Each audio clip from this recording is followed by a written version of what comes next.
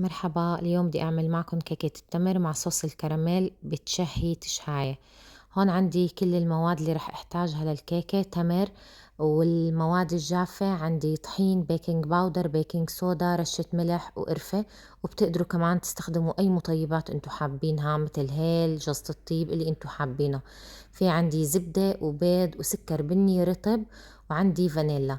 أول شي رح آخد كاسة من التمر، إما المطحون أو العادي. رح أحطها بزبدية ورح أحط فوقها كاسة من المي السخنة وأتركها على جنب. هون ببولة رح أخفق السكر البني الرطب مع الزبدة.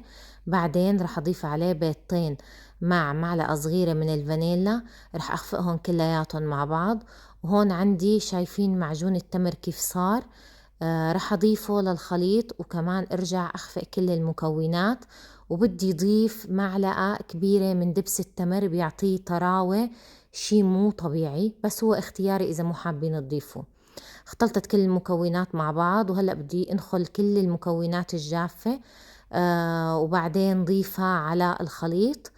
بخلطها كلياتها بالسباتشولا، وبعدين بحطها ببايركس مدهون من قبل بشوي من الزيت، والفرن محمى على درجة حرارة 170. حطيته بالرف الوسط. وهلأ بدي أعمل الكراميل. هون في عندي بالمقلاية زبدة وسكر بني، بخليهم على النار شوي بس لبين ما يدوبوا. بعدين بضيف عليهم الكريمة السائلة. الكريمة السائلة عندي كاسة، من كاسة لكاسة ونص حسب قديش نحن حابين قوام أو رخاوة الكراميل. وطبعا ما بننسى رشة الملح.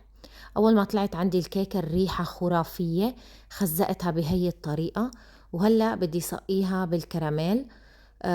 صقوها بالكمية اللي انتو بدكن اياها. انا بسقي 3/4 الكمية وبترك شوي على جنب للي بحب يضيف على قطعته عند التقديم.